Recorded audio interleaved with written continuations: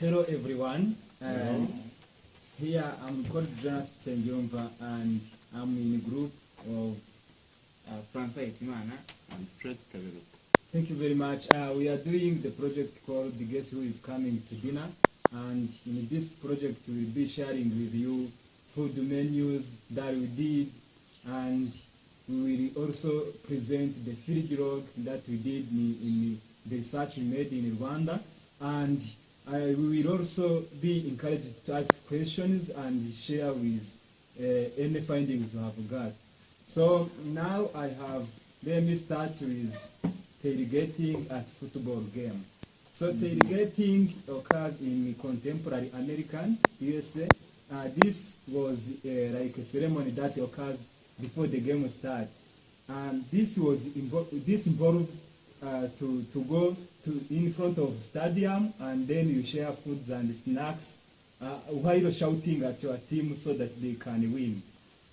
This ceremony requires people to reach at the parking slots or the parking area around the stadium before the game starts, so that you can prepare ahead of time. According to the state of University of Michigan, the time of starting this tailgating event, if the game would occur at 3:30 p.m., the tailgating would start 7 a.m.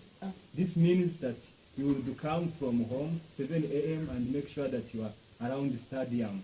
So you start to prepare everything you will need, including food, snacks, so you can share with your friends. Tailgating also in the history, it might have started in 1861. This is even before the first football game occurred. This event happened in Manassas, Virginia, whereby the civilians, according to Vice Sports, they said that civilians arrived at the battlefield in wagon loaded with wines, whiskey, and food. This means that this was the beginning. This was the first event that occurred, which can call it tailgating. It occurs not related to the football game, but the people noticed that their army are at the battlefield. So they go with whiskey, food, and everything so that they can support their armies. Yeah, they can share with them food, and they can sing for them so that they are supported with their colleagues. Chaprata also quoted that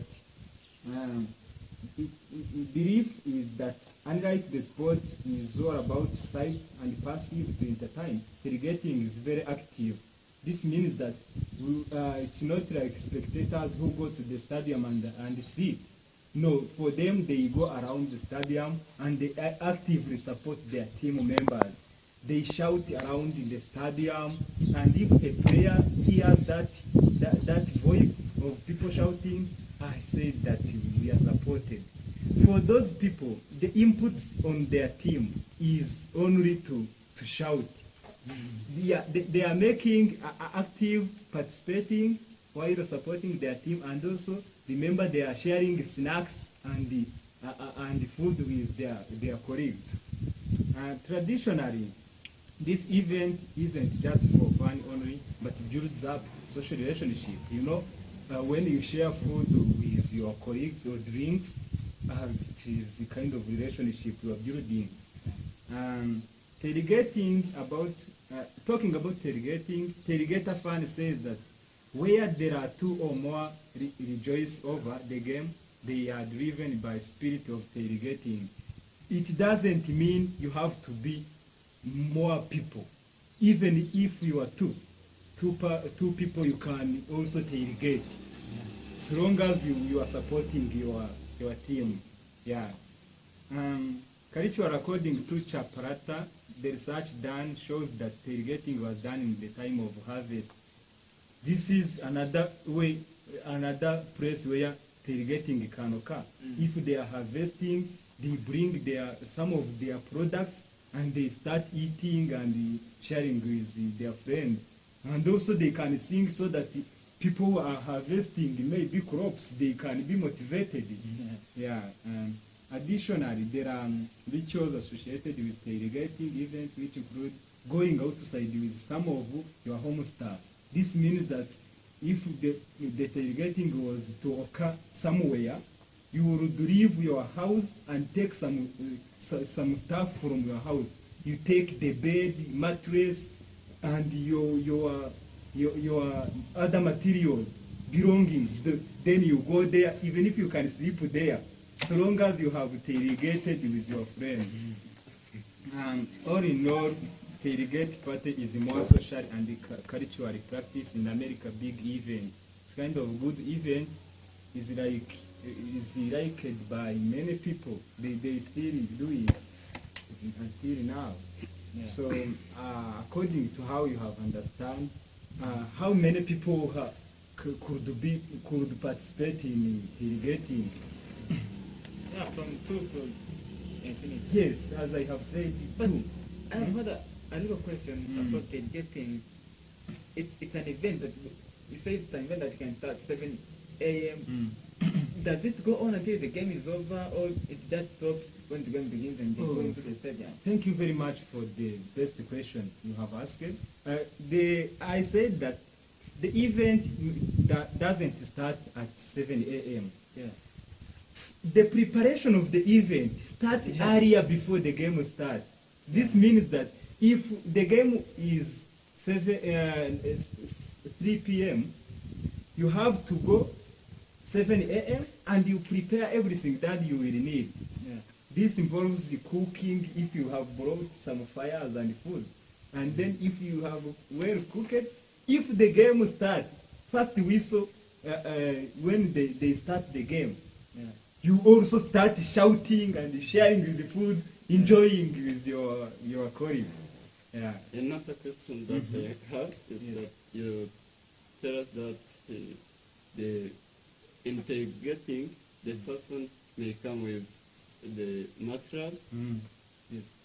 and I feel like they come in the morning. Yes. Why they come with mattress as well as they are going to tailgate, as you have said, in the morning, and but they bring the mattress to sleep. Yeah, well, but they come with their belongings in some big events. If they prepare to sleep there, if they feel that I'm drunk, I will not go home today, you can bring with your mattress, and when you feel you are drunk, maybe in the evening, you can't go home. You can't drive and go home. You have to sleep there. It's okay. Yeah. That was what I was talking about.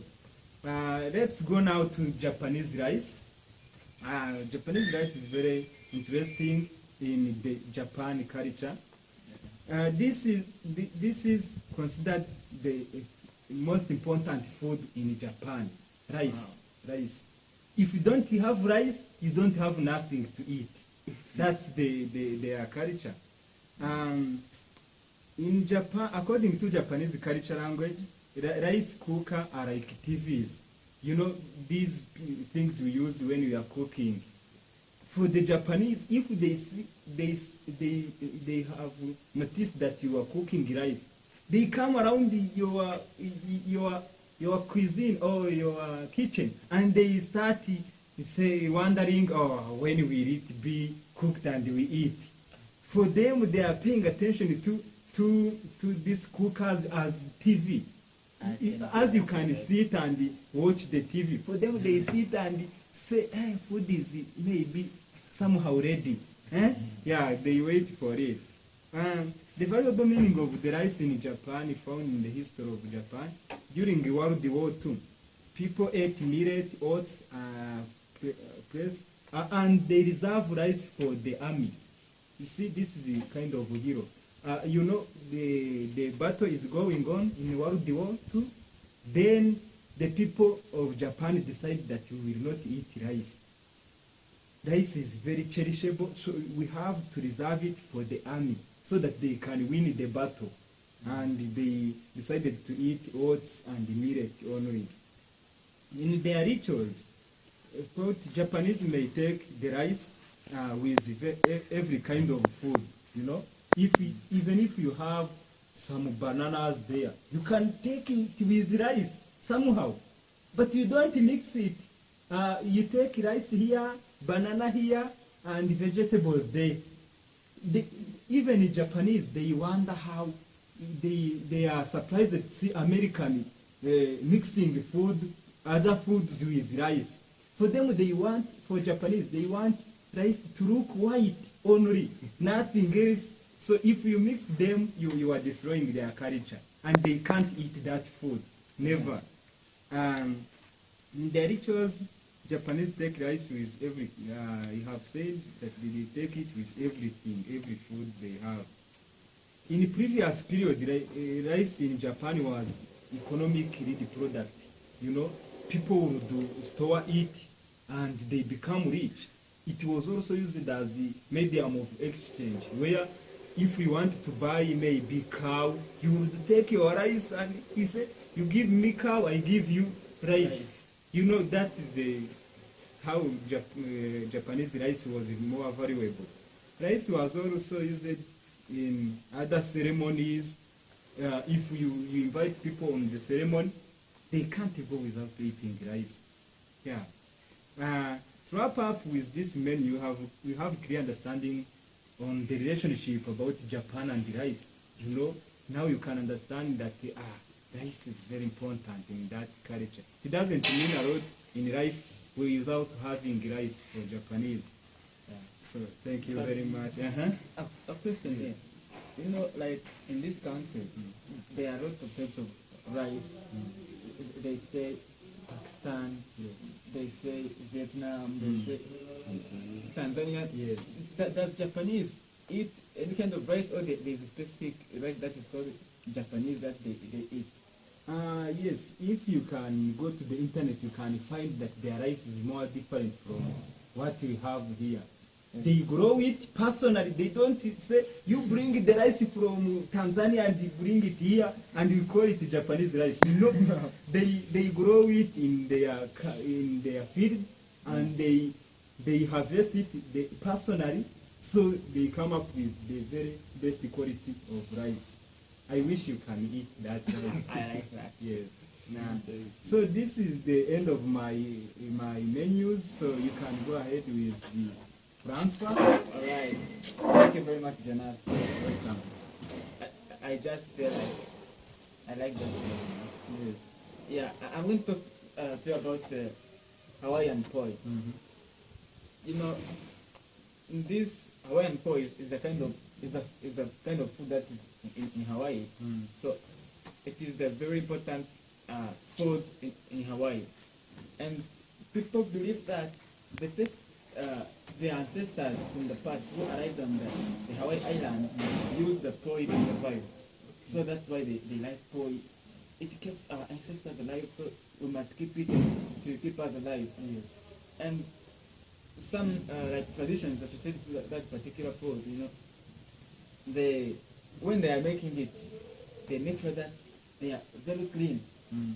When you have nails, you cut them. When you have paintings on the nails, you remove everything. When you have like big hair, you tie it to the behind.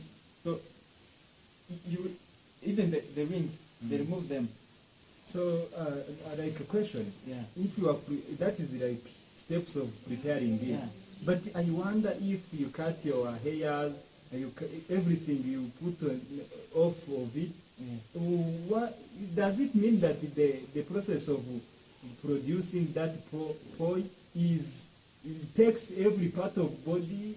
So No, you know, you have to be clean. Mm-hmm. You know, the hands can touch the food you're preparing. The hair can, if it is clean, can be burned into yes, yeah. the thing you're using. Mm. So they kind of tie it into the behind so that you can make sure that nothing external can get into your food. Great.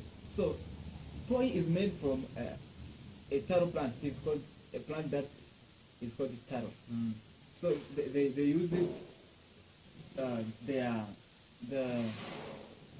It is a kind of fruit or No, it's a kind of best food that like potatoes, how they grow them Inside the ground. Yes.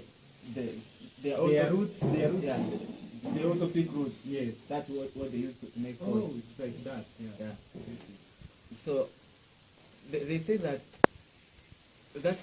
plant where they grow it becomes very flat, and they say that when you want to build a house somewhere, you can plant the taro plant there, so that when you harvest it, it will be very flat. You don't need to use any other effort to make the place flat so that you can build the house. Yeah. So they take these taro plants and they make the poi, and they can ferment it for like 2 days, so that it can develop a salt taste. And yeah, as I told you, the area where they harvest taro is like very flat. They eat this kind of food to make sure that they keep their tradition alive. And there is a section or a faculty in the university that teaches things related to taro plant and how to prepare poi.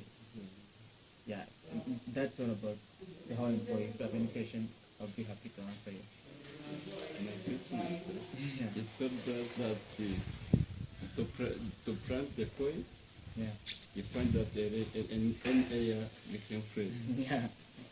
If you plant the turquoise on the hills, on the top of hill, you will find that that hill on the top of hill become fresh. No, of course.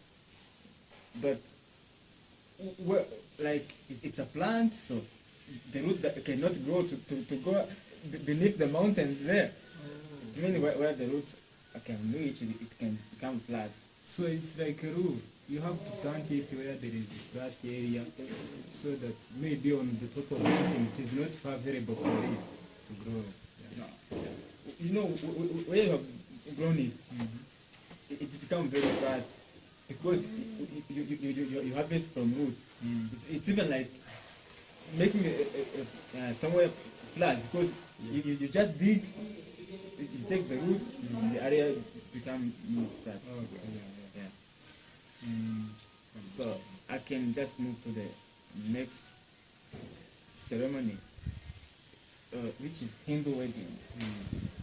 Hindu, when I say Hindu, let people understand India. In Hindu wedding, they use different food like coconut, like rice, and what's called like cumin seeds and brown sugar. So in the rituals, the coconut, a bride and her father hand a coconut to the groom. It's like a sign of divine offering or kinds of blessing in Hindu culture. Yes. And the cumin seeds and brown sugar, they crush them together and they put them into a better leaf, and the bride and the groom put it on each other's head. And the rice, they throw rice, they take rice, and they throw rice to each other, the bride and the groom. They say that if you have thrown too much rice, you will be dominant in your relationship. Does it mean that you have to cook rice before you throw it? No, they don't. They don't cook it. They just So take you it have seeds and and you rice. throw They them. throw them. Yes. Yeah.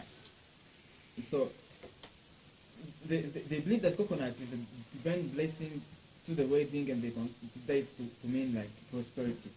Yes. And the mixture of cumin seed and brown sugar symbolize the bitterness and sweetness of life. You know, life is bitter, but again it is sweet. Oh. The cumin seeds, they are bitter. The sugar is sweet. So No. Yes. it's like to symbolize the bitterness and sweetness of the life. And yeah, the meaning, they say again that rice is like a sign of fertility. So you just go, like in Rwanda they say, so that you may grow boys and girls. This is like a sign of that. It's like a sign of fertility. And also, the guests throw rice to the newlyweds as a sign of sustenance. And the bride and the groom throw rice at each other's head to see who is going to be dominant in the relationship. What if I take much rice than you and I throw it to you? Does it mean that I'm dominant just because I have more seeds, or I think they somehow try to give them a fair quantity, of course. If they give someone much rice, it means that they will be favoring him or her, so they give like a fair amount. Yes. Yeah. Is there any question again? No. Thank you. So I can pass the word to Fred. That was this one. Thank you very much, Francois. Yeah. Me too, I have conducted a research about pottery in Trinity community, which found in the Pacific Northwest in America.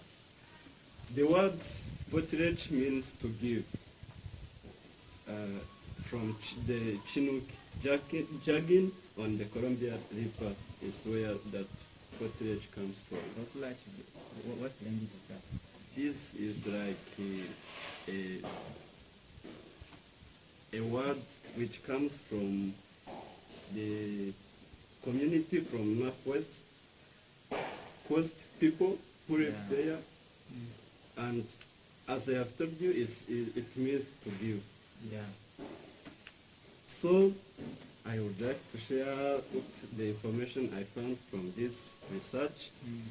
First of all, the pottery was like an event that was held in the community from Northwest, Yes. Pacific Northwest in North America, and they thought that it was an occasion for the host to establish his status in society, and it was a significant event where a host may call for a family, and while they're sharing the heritage, it will need some materials within the family. buildings? Yeah. Yes. Buildings like land. Also, they use it to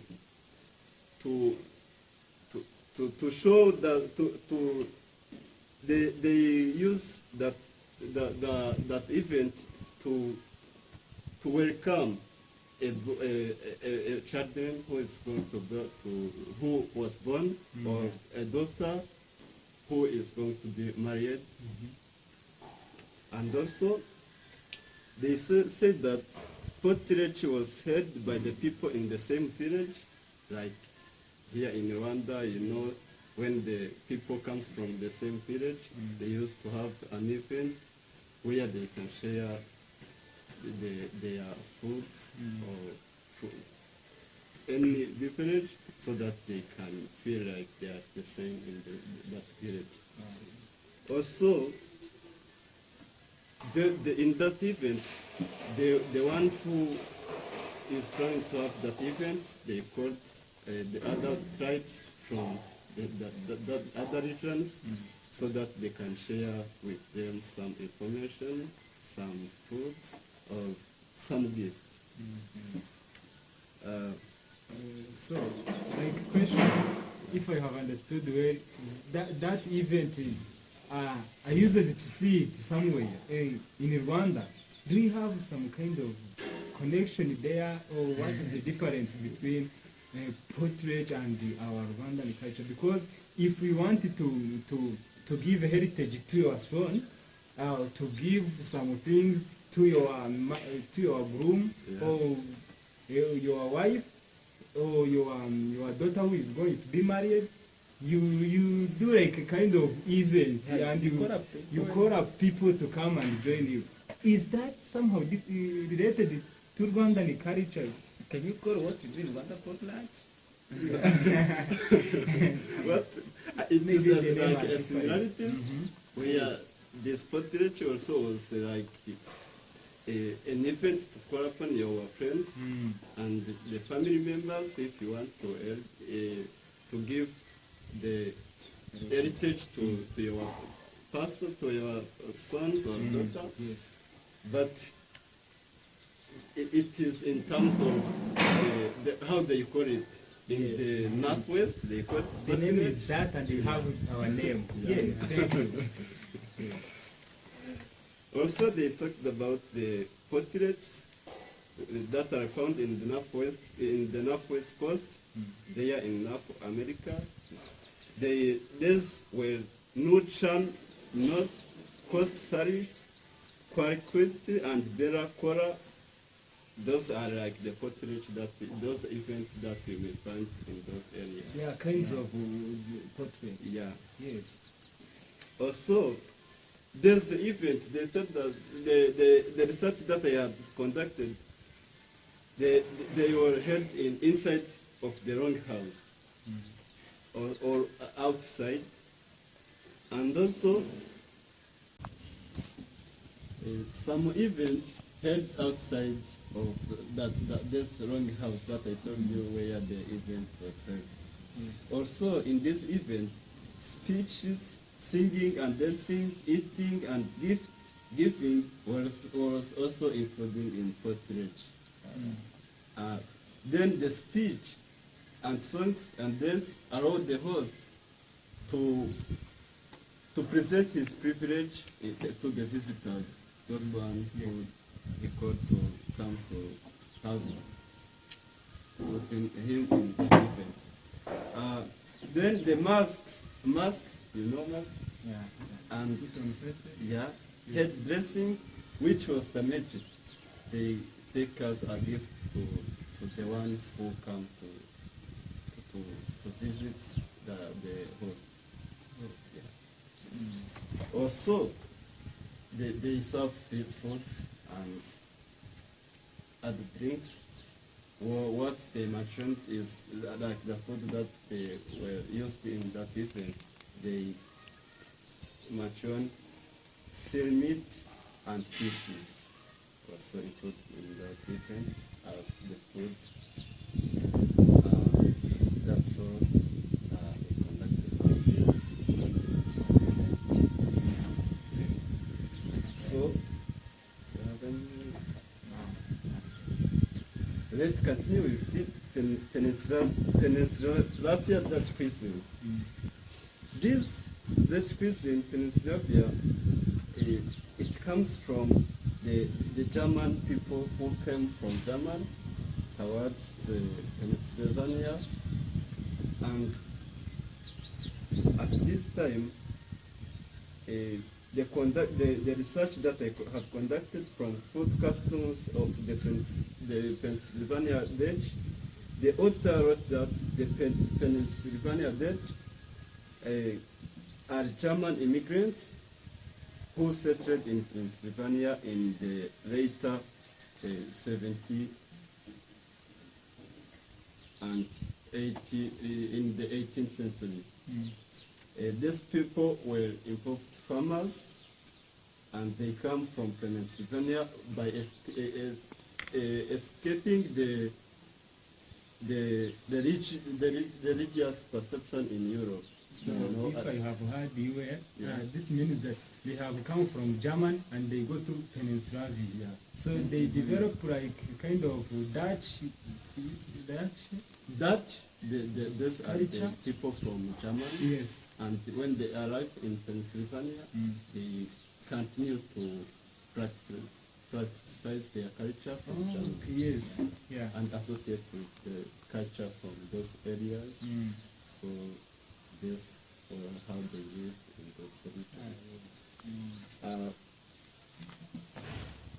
Also, in the Peninsula, the cooking reflects both on their culture, German culture, and the people from the surrounding region of Peninsula.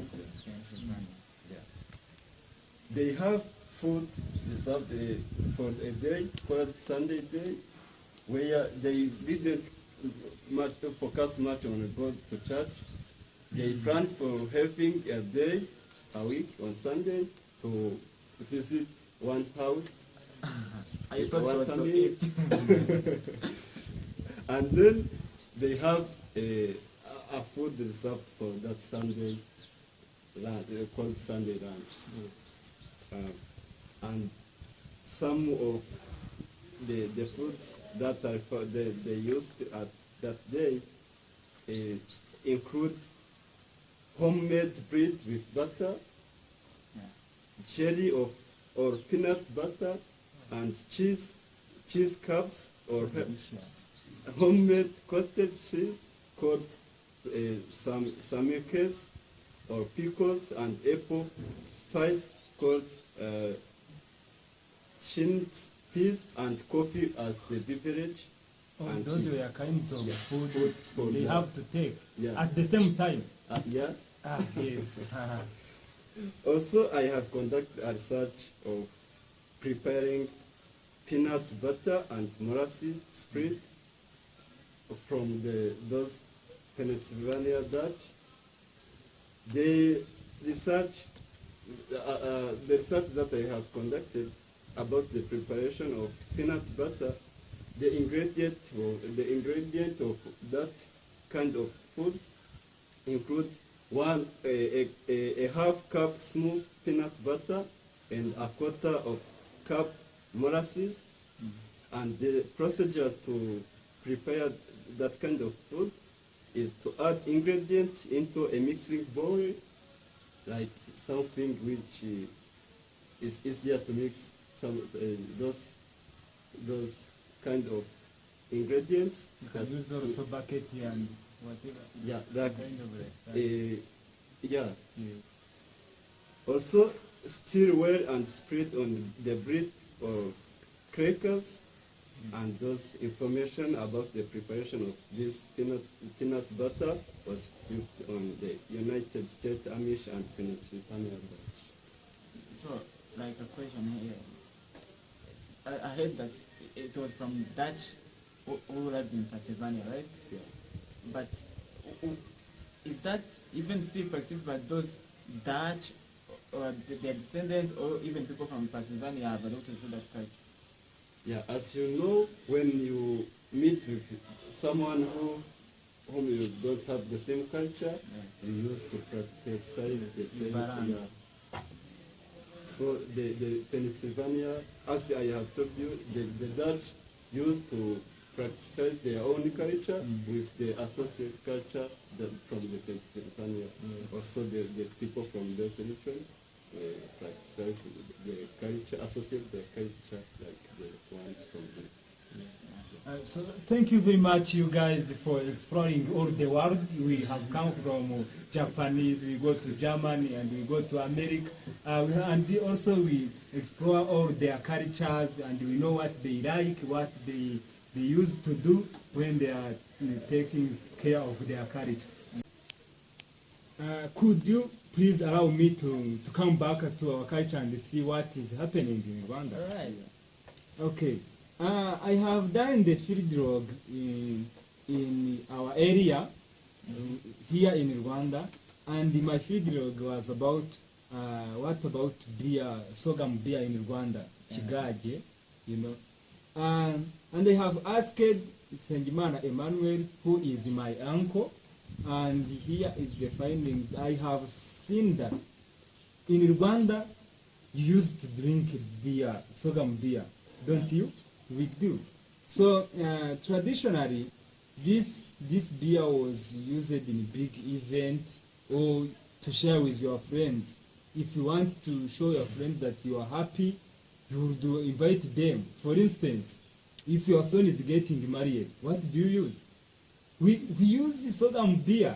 We use it, and everybody there take some cup of the sorghum beer. In most cases, Rwanda took beer when they want to be happy, as I said. And also, we use the sorghum to satisfy our needs and to make us free of tiredness and frustration. You know, if we have belief that if you feel busy or somehow not okay, you can take some beer and you become fresh. So you would go with your friends in the bar or at your home, and you take sorghum beer. To me, that if I feel like I'm in the stressful situation, I have to drink soda beer. No, you don't have, but if you likely take beer, yes, if you are in that mood, then it's okay, you have to take that beer. But if you don't take it, it's not mandatory. You can have something else to eat, to drink. You might wonder where did that Ichigaji or sorghum beer come from.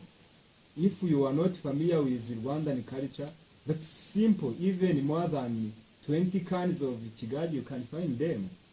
Here are the question which I asked that my uncle about the beer. He told me his name, and as I said, his name is Emmanuel Nsengimana.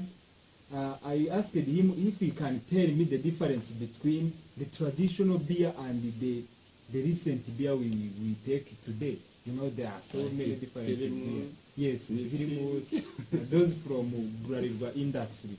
And I asked him the tradition or other purposes they used that beer for. Is there any other history you know related to Ikigai? And he revealed everything to me. So he has come up with the steps they used when preparing Ikigai, sorghum beer. And according to Emmanuel, whose job is to sell beer, he said that depending on the quality and quantity of beer you want to produce of sorghum, then the steps to prepare Ichigaje will take different forms. You know, if you are preparing the little can of sorghum beer, you can't go with whole steps like someone who will prepare 20 jerrycan. Yeah. Yes. For the very first instant, you must make sure that you have sorghum. If you don't have sorghum, that is not sorghum beer. And it's kind of crop which is grown in pressed into the cereal groups of products, and has red white knob on top of it. If it is near to be harvested, it will become red on the knob, and it is helpful in the production of chigali because it's fry. You know, you mix it with water and you come up with chigali. He also went ahead explaining more about making sorghum beer. He told me that first you put sorghum into water, and you remain it there like a few days. Then after removing them from that water, you dry up them. And the purpose of making sorghum absorb water is to make sure that it is sweet. If you put them in the water, they will change the sour. You will taste it and it will become sweet. So if you are already dried them, you take that sorghum and you put them on the stone grinder, which is urusyo in Kinyarwanda. Urusyo or stone grinder. The people would go ahead with flour and start the action of producing real beer. If you start grinding your sorghum and you come up with flour, then you mix them with water and you produce beer. And it can take more than 2 days to be well prepared. Yes, 2 days or 1 day, depends on the area. If there is a hot area or if there is a wet area, it is different. Yeah, there would be another additional ingredient to make sorghum beer, or to make that fermentation process go well. Those include catalysts like imbazi or moret in Rwanda, malt, which is also prepared in sorghum before making chigali. You know, you have to prepare it before you make chigali.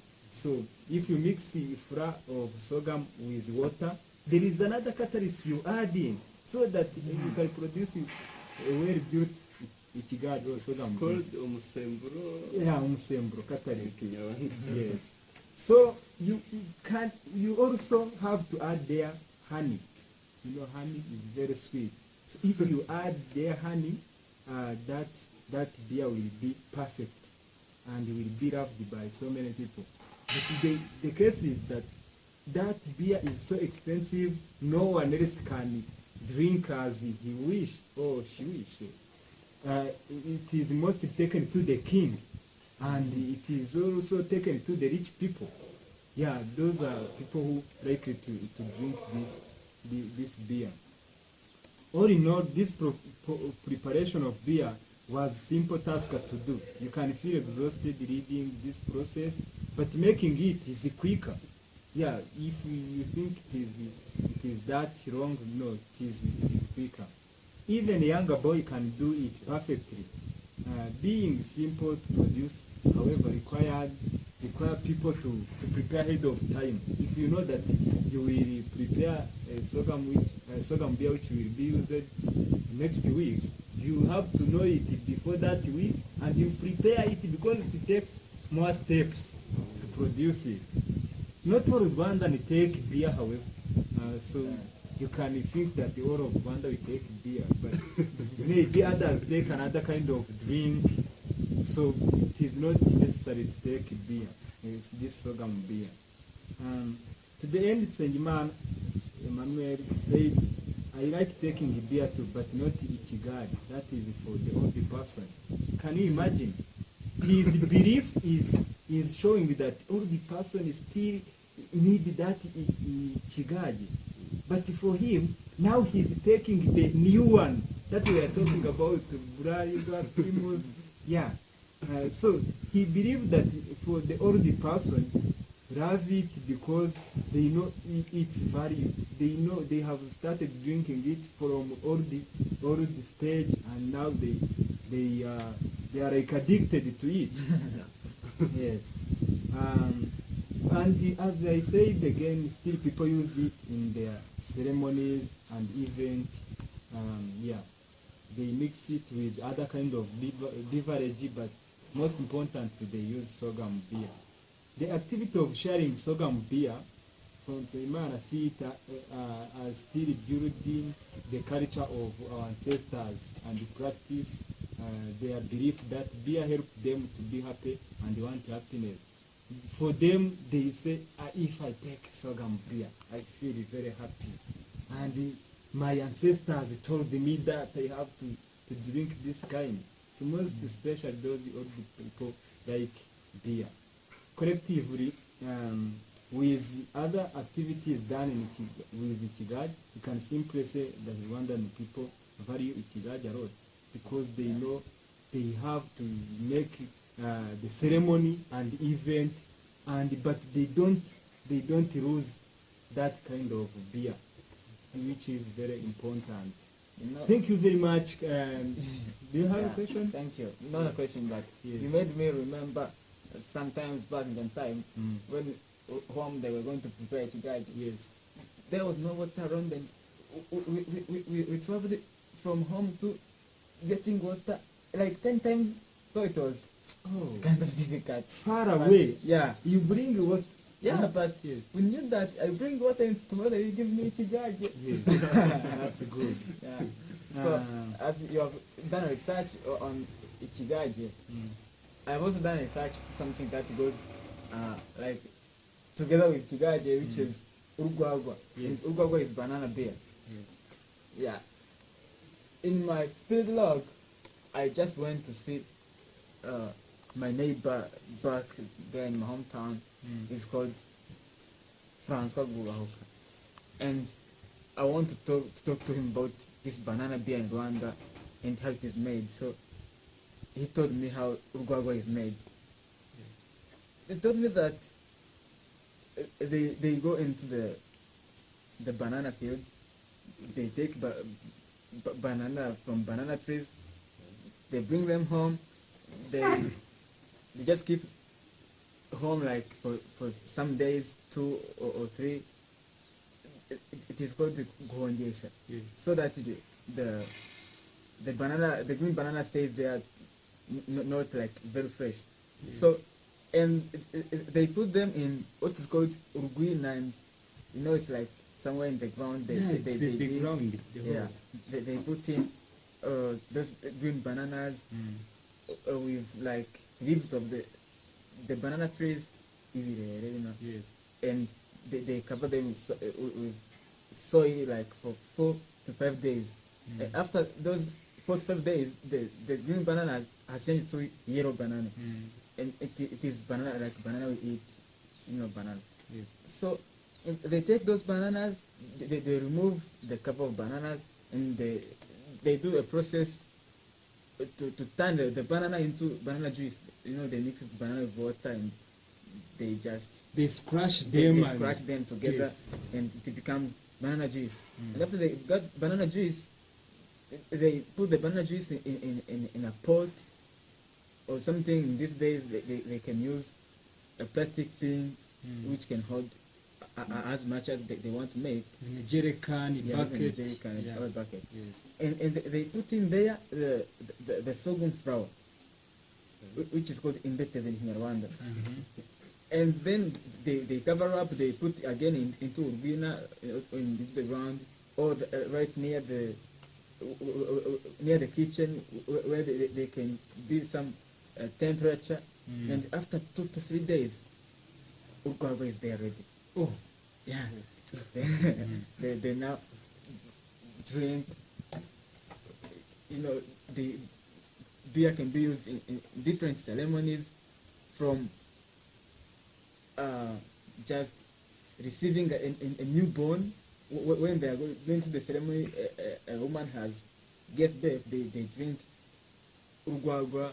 When someone is married, they use urwagwa. When someone is dead, they drink urwagwa. So urwagwa is every aspect of Rwandan ceremonies. Yes. Even in marriages, for people who does not drink beer, they don't say that we are giving juice to you. No, we are giving this beer to you. Oh, even if it's kind of juice But or they- porridge, Yeah. but it doesn't matter. For Yeah. them, they say It's beer. it's beer. Yes. So, urgogo, so Francois told me that urgogo could be used by those people who believe in traditional religion. They believe that it can help them talk to their ancestors. Oh. You can give the ancestors or the people who do how do you call them? Sorcerers or magicians, Witches. witches. Yeah, they can use also urwagwa in when you want to talk to him or her about some questions. She can ask you, go and bring urwagwa to ancestors. So, but Francois told me that because of the disease that went in banana trees, now the banana beer has like reduced because they don't get enough banana to make beer, so it is almost disappearing because there are no banana trees, and they just drink these new kinds of drinks. But still, urwagwa still has its importance. It's irreplaceable. Even in every ceremony, you need to have urwagwa to impress people. But there's something I didn't tell you. Not every green banana can make urwagwa. There are kinds of green bananas, those ones that people eat. The ones that are easy. In Rwanda they call them inyamunyu. Yes.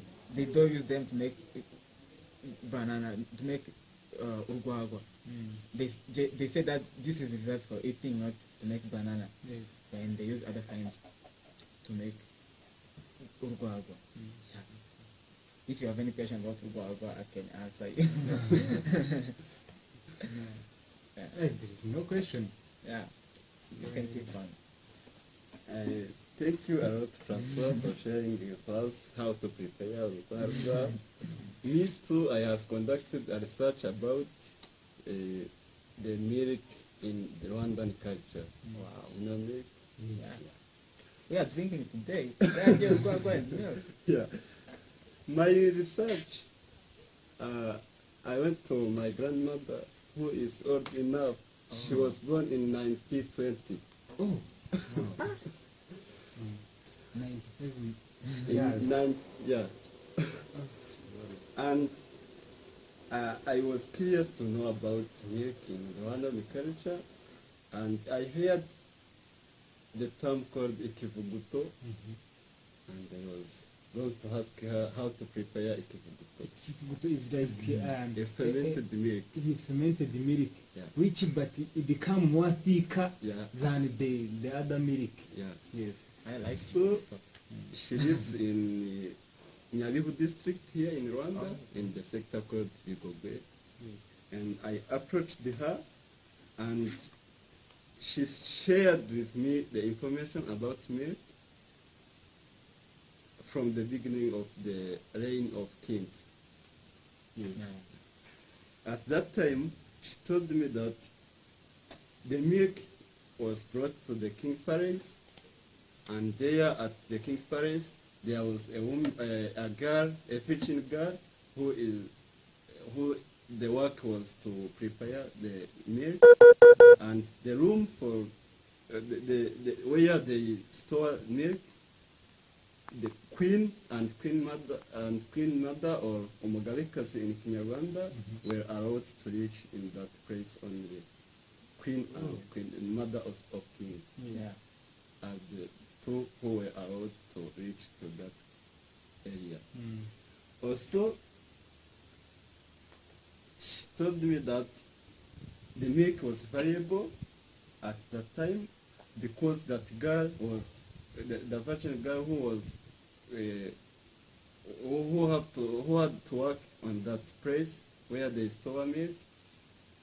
That place was so clean and easier to store the milk. So, as I told you, I was curious to know about how to prepare ikivuguto. I take a step to ask her how to prepare it. She responded to me that first of all, the men have to milk the cow so that they can come with milk. And the milk was pressed in what we call in Hongoro. Do you know? Yes. And then after pressed in Kongoro, they transferred in the wooden milk container known as itans. And then the next step was to put milk to the container which was covered by omotemeri. That itans was covered by something called omotemeri so that the milk might continue to be pure. Yeah. Yes. Also, that milk was pressed in a place where there is no much walking, where the food is in a safe area called Uruhimbi, and that area has to have a warm temperature, and then even to prepare so that nothing can make that container to be disturbed. Yeah. Also, after that, I take a step for asking her how also to prepare that ikivuguto. After taking the milk from that area, which is warm, it takes 2 to 3 days to become ikivuguto. And that milk is more taste, if you know. Have you drink ikivuguto, Francois? This boy likes it. I like it very much. That was a research that I have conducted, but also the additional things I was also wondering to know if there are other products that you can find that they can make from milk or milk products. She told me that there are the butter, milk butter, also can be produced from milk. That was a research that I have conducted about my field role there in Nyabihu district with my grandmother called Nyambere. So we have talked about much about cultures, different cultures, And what I have noticed is that these cultures have something in common. Have you seen it? For me, I understand that all of the culture we have dealt with involves some kind of drinks and food. As Yeah. you know, there is the poi, there is Japanese rice, there is the drink in Rwanda, there is the milk, there is the porridge. Yeah, so that is Also, another thing, all the food that they value have roots in the past. The ancestors, the people, like you said, people came from Germany to Pennsylvania, from the centuries even before football, they did getting Yes. in Rwanda, the ancestors, they practice Rwanda in Kigali, so Yes. it's like that. So you They talk care about about this. that. It is their culture, and they have to preserve it so that they know that it is still there. They can't stop it even if you can do what. So they have to keep practicing it. Yeah. And also there are some differences in those cultures.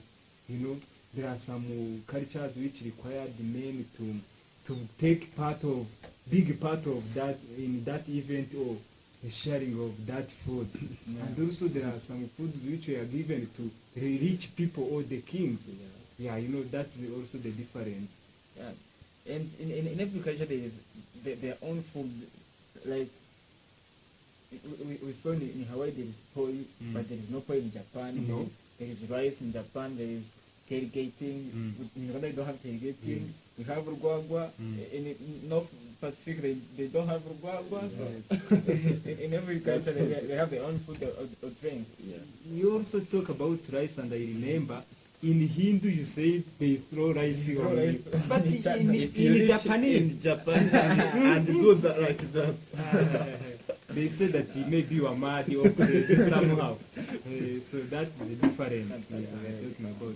So thank you very much, you guys, for paying attention on our presentation. It was really good meeting of discussing our findings on this project. So now we are concluding our project, which is called Guess Who is Coming to Dinner. Thank you very much for kind of attention.